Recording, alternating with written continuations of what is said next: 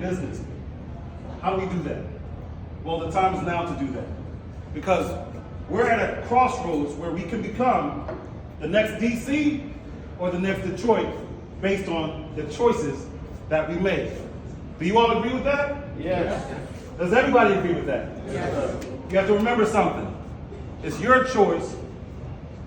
It's your voice. It's our chance. What do I mean by that?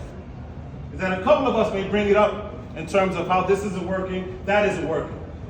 But when we establish a common sense consensus about what's important and what needs to be moved during the same time as change, then we can actually get somewhere. There are a number of people right now that are moving into leadership, but not all of them understand business. That's why I'm here.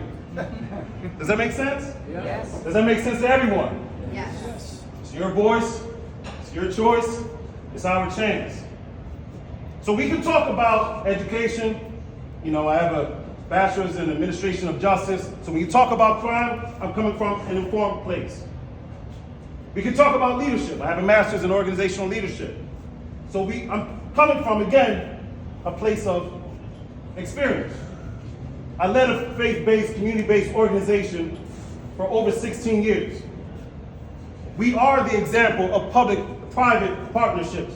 When we talk about the JBJ, John Bon Jovi, who doesn't know, Soul Home, where there was on a 75,000 square foot space, we had to do a ground lease, mixed-use facility, green roof, 55 affordable housing units, 4,000 square feet of office space, 12,500 square feet of retail space, partnerships with Spring Garden and Francisville. To get it off the ground, we needed not just money from John Bon Jovi, but also from the Commerce Department, PIDC. So in terms of projects and how complicated it was, it didn't get any more complicated than that. But you needed not just great ideas, you needed leadership. Someone who can convene, communicate effectively, establish a common sense consensus, and then last but not least, converge, actually move. That's what I want to bring to City Council.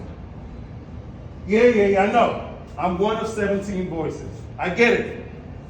And there's going to be a lot of chatter. But at the end of the day, the ability to lead starts with making sure that I can engage everyone, make sure that they feel valued, listen to their perspectives, and then provide some additional perspective and context from a place and space they probably haven't been.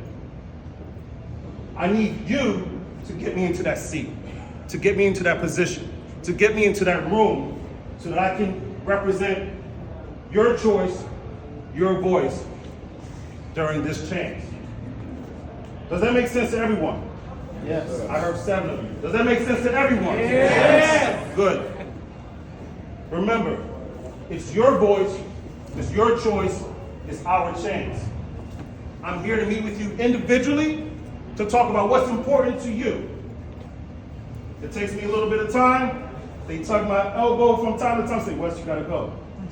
I'm late everywhere. Why? Because you matter. I make no apologies for it. That's who I'm representing. Your voice, your choice, and it's going to be our chance. Thank you.